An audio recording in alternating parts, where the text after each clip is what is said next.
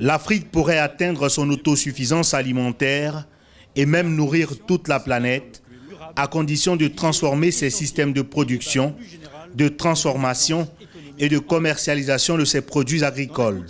C'est toute la problématique de la 3e édition de Africa Agri Forum, ouverte jeudi à Abidjan.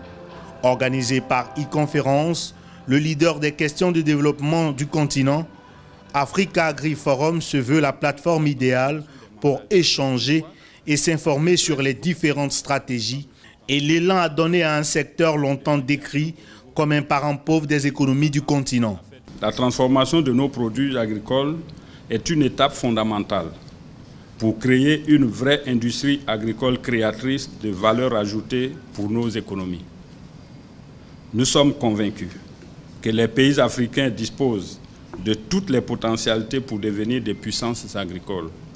On a validé le programme d'action du gouvernement qui met en exergue des projets phares, son nombre de 5, et aussi qui continue avec les anciens projets qui rentrent dans le cadre de la vision du chef de l'État. Nous avons aussi des réformes au niveau de l'agriculture et ces réformes concernent beaucoup plus les pôles de développement agricole qui seront dirigés par des agences territoriales de développement agricole.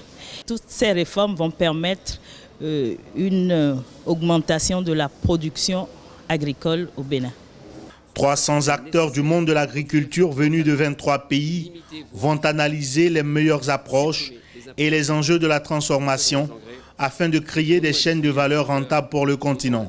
Cette démarche s'appuie notamment sur une meilleure intégration dans la chaîne de valeur afin de s'assurer de fournir le bon engrais au bon endroit, au bon moment et au juste prix. Pour cela, nous nous engageons à des actions ciblées avec nos partenaires dans les pays pour mieux comprendre la complexité des sols et proposer des produits adaptés.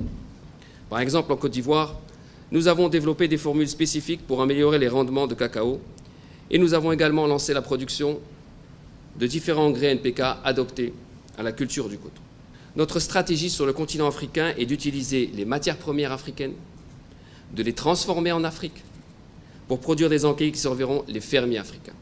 La valorisation des compétences humaines, l'innovation dans le mécanisme de production et de financement seront des atouts indéniables pour une agriculture plus compétitive.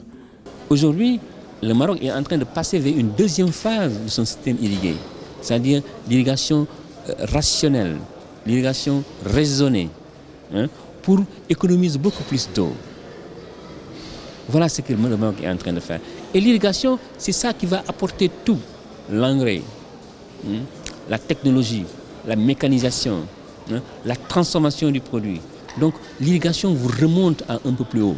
Imaginez un jeune qui est féru de technologie retourner à l'agriculture parce qu'il aura à disposition un drone pour superviser de gros hectares.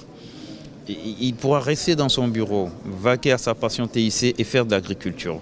Sans compter qu'on pourra irriguer sur place nos productions, les surveiller en permanence, avoir accès à des données à travers le monde, même dans le pays, avoir encore les informations qu'il faut par rapport aux besoins d'un certain marché donné.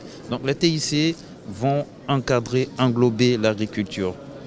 En Afrique, l'agriculture emploie 60% de la population active et contribue pour environ 12% du PIB sur le continent.